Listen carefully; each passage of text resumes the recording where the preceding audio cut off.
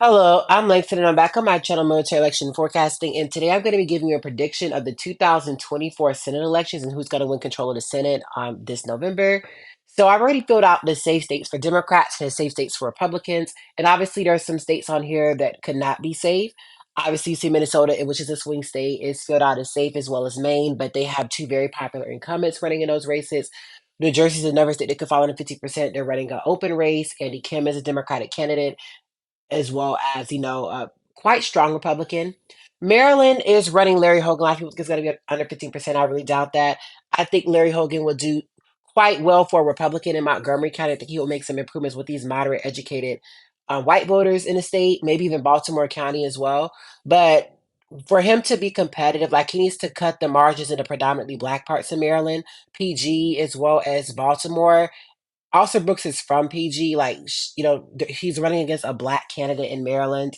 It's going to be very difficult for him. I think that he loses by at least 20, just because of how Maryland's demographics. Maryland has like similar demographics to Georgia with a way more white liberal population. So I don't really hear argument for Republicans to win in a federal election in Maryland, point blank, period. So now we're moving on to the likely states for Republicans. And I have Missouri, as well as Florida.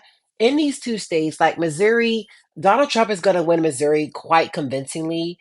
I do expect Colin to probably do a little bit better in St. Louis, as well as, Kansas City. I think that Lucas Kuntz would do pretty well in the suburbs of Missouri. I think that, Josh Hawley's going to really underperform in the suburbs and even some of the rural working class areas. But I still expect him to win here by like 10, 11, maybe 9 on a good day for Lucas Kuntz. I don't think it would be that close, but I do think it'd be under 15%.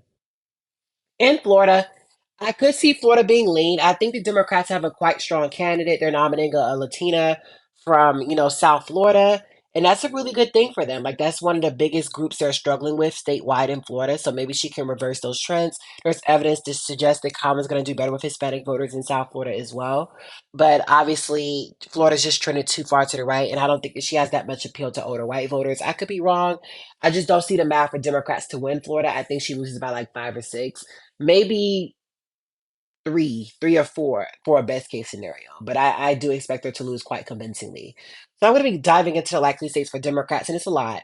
So I'm going to be moving up a lot of states. We have New Mexico, we have Virginia, we have Pennsylvania. I'm going to move up Wisconsin up to the likely column. And, those are the likely states for Democrats, in my opinion. So in New Mexico, nothing really special here. Martin Heyer is running against a very strong Republican candidate, but New Mexico's a state commoners would probably win by like 10, 11 or so. And I expect him to probably win here by like 12 or 13, maybe a little bit less.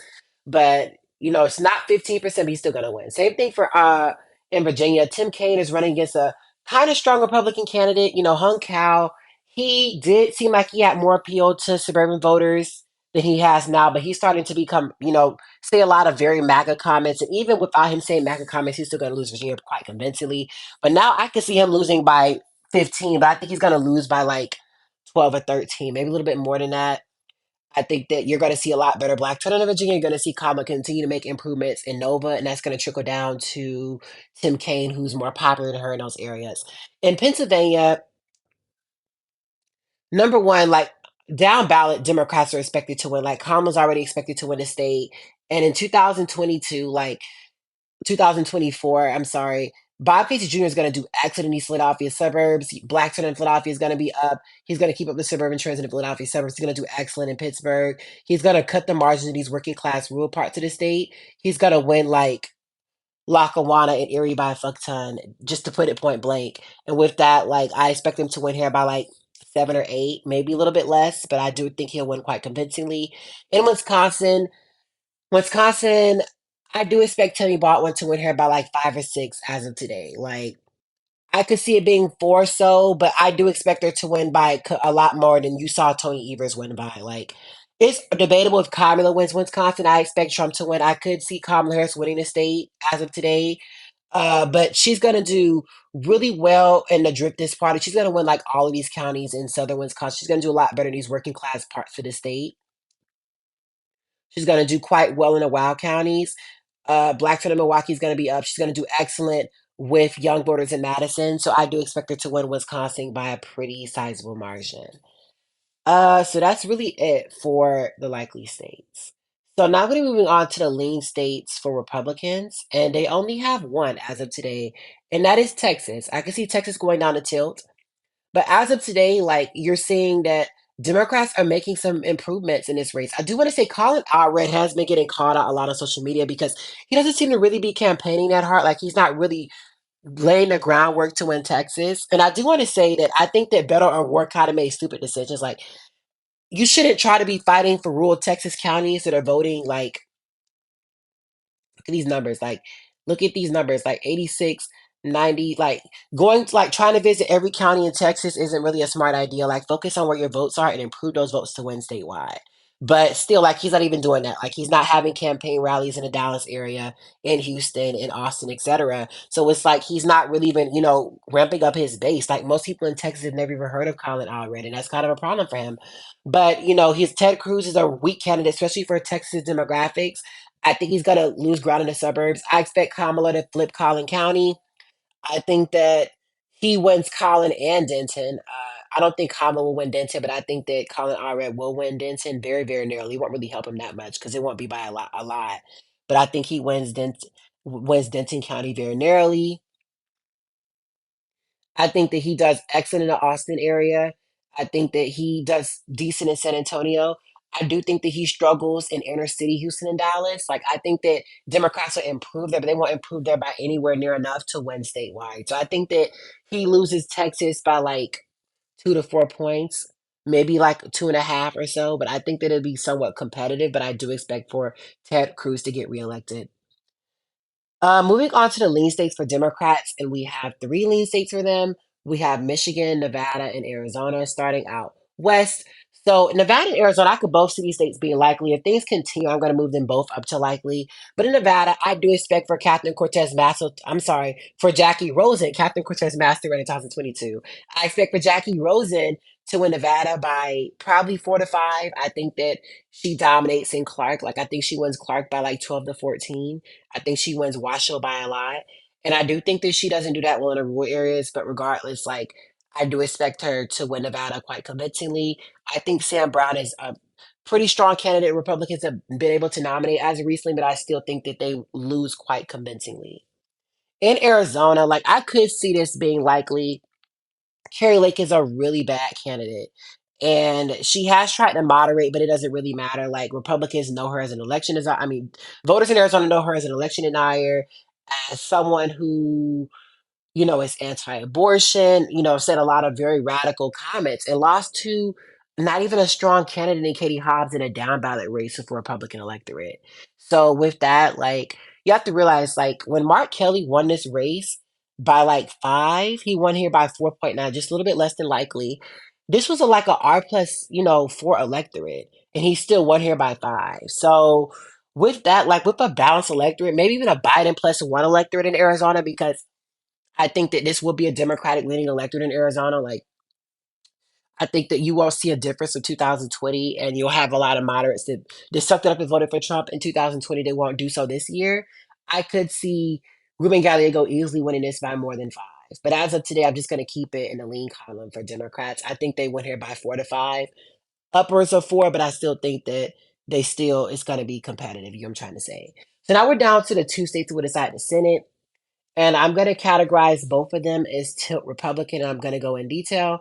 So, Ohio, I'm tempted to move up to tilt Democrat. Like, if I continue seeing things go better for Democrats, I'll move it up to tilt. But I still think that, Sherrod Brown, like, look at this margin. Like, Trump won Ohio by 8. He'll probably win here by similar. He won here by like almost 500,000 votes. And I know Sherrod Brown is a strong candidate, but convincing 500,000 more people to vote for you is a lot, a lot. And actually, I think it could be possible because you're seeing Bob Casey Jr. do that in Pennsylvania, like you're seeing Tammy Baldwin's that in Wisconsin. So it could be possible, but you have to realize, like, has a lot more rightward trending, and there's not really that many areas to gain for Sherrod Brown. I think that he does a lot better in the working class areas. He does better in the suburbs. Kamala Harris is going to help him in the cities with black turnout in Cleveland, Columbus, Cincinnati. That's something he did not have a Biden on the ticket. Like she's going to help him in the inner cities in Ohio. And that could be enough to push him over the finish line. But as of now, I know Bernie Moreno's a very weak candidate. But as of today, I think that Bernie Moreno pulls it off by like half a point, up to a point or so. It could be lean. I like if things continue to look how they look, I'll move up to being tilt Democrat. But as of today, I still bet on it. Montana, Montana, the polls haven't looked as good for John Tester. He has won some of them as of recently, which is a good sign. But he doesn't have to do that much in Montana. Like, yes, Democrats lost Montana by a lot, but Biden didn't even lose Montana by 100,000 votes. He might have lost by 16 points, but he only lost by 100,000 votes. And that means that Testers have to convince nowhere near as many Trump voters to vote for him as Sherrod Brown has to. And, John Tester has a history of, winning narrow races in Montana, and he's outperformed, by a lot before. And I know it's been a lot less partisan before, but Montana's a very big ticket splitting state. Like Montana's a very independent minded state. So it's not like other states that are kind of like getting less and less opposed to split ticket voting. Like it's very possible for a Democrat to outrun, their counterpart by a lot. I think that he outruns Kamala by like 12 or 13, 14 points, but I think Kamala loses by a lot. And I don't know if he's able to make up for that. And I could see a scenario where he does, but as of today, I don't realistically see the math for him. So I do expect for Tim Sheehy to nearly pick up this race. I forgot to mention Michigan. Michigan, I do expect for Democrats to win here narrowly, in my opinion. I think it'd be like 2 points or so. I do expect for Alyssa Slotkin to underperform Kamala Harris in the inner cities. I expect her maybe to probably underperform Kamala Harris statewide.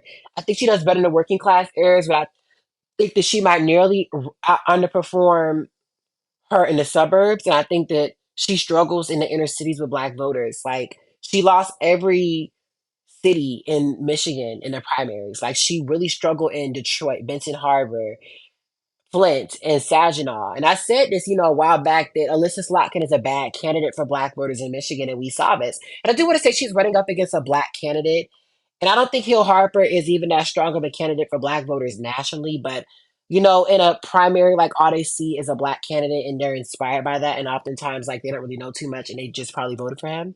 But regardless, like she really struggled with those voters and she's going to need those voters to win. If enough of them do not vote down ballot, she can lose. And we saw this, in 2020 in a Senate race where, you know, um, Gary Peters really got saved by high turnout in Detroit and et cetera.